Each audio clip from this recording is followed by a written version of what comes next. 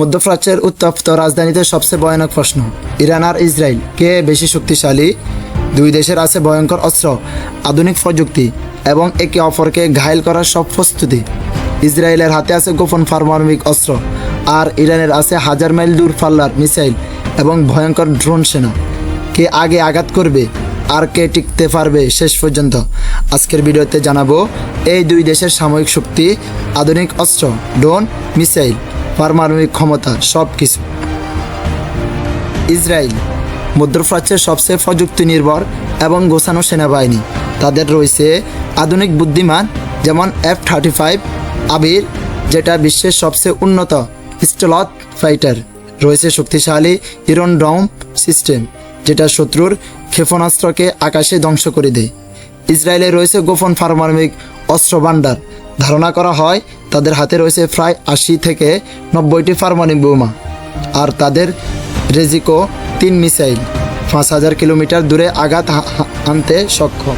শুধু তাই নয়, তাদের সাইবার ইউনিট 78-200 বিশ্বজুড়ে হ্যাকিং অপারেশন বিশেষযোগ্য। ইরান সংখ্যায় শক্তিশালী এবং আত্মনির্ভর। তাদের সেনাবাহিনী 5 লাখের বেশি সৈন্য নিয়ে গঠিত। ইরান তৈরি করেছে নিজস্ব ড্রোন, যেমন শাহেদ 136, যা ইউক্রেন যুদ্ধে ব্যবহৃত হয়েছে। তাদের আছে শাহেদ 3 জেসির, যেগুলো 2 থেকে 3000 কিলোমিটার পর্যন্ত দূরত্বে আঘাত আনতে পারে। ইরানের সরাসরি পারমাণবিক বোমা নেই, কিন্তু তারা ইউরেনিয়াম সমৃদ্ধ করেছে এবং খুব শীঘ্রই পারমাণবিক অস্ত্র তৈরি করতে পারে বলে আশঙ্কা করা হয়। তবে ইরানের আসল শক্তি তাদের প্রক্সি গোষ্ঠীগুলো, হিজবুল্লাহ, হামাস, হুতি বিদ্রোহী। তাদের দিয়ে তারা আক্রমণ চালায় গোপনে। এদের মধ্যে তাহলে কে এগিয়ে?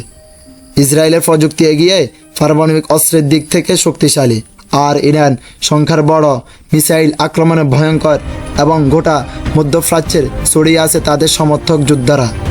ইসরায়েলের দ্রুত নির্ভুল আক্রমণের দক্ষ, ইরান দীর্ঘ যুদ্ধ এবং গেরিলা কৌশলে ভয়ঙ্কর। দুজন যেন আগুন আর বারুদের মতো, যে কোনো মুহূর্তে একটুখানি ঘর্ষণে হতে পারে ভয়ঙ্কর সংঘর্ষ।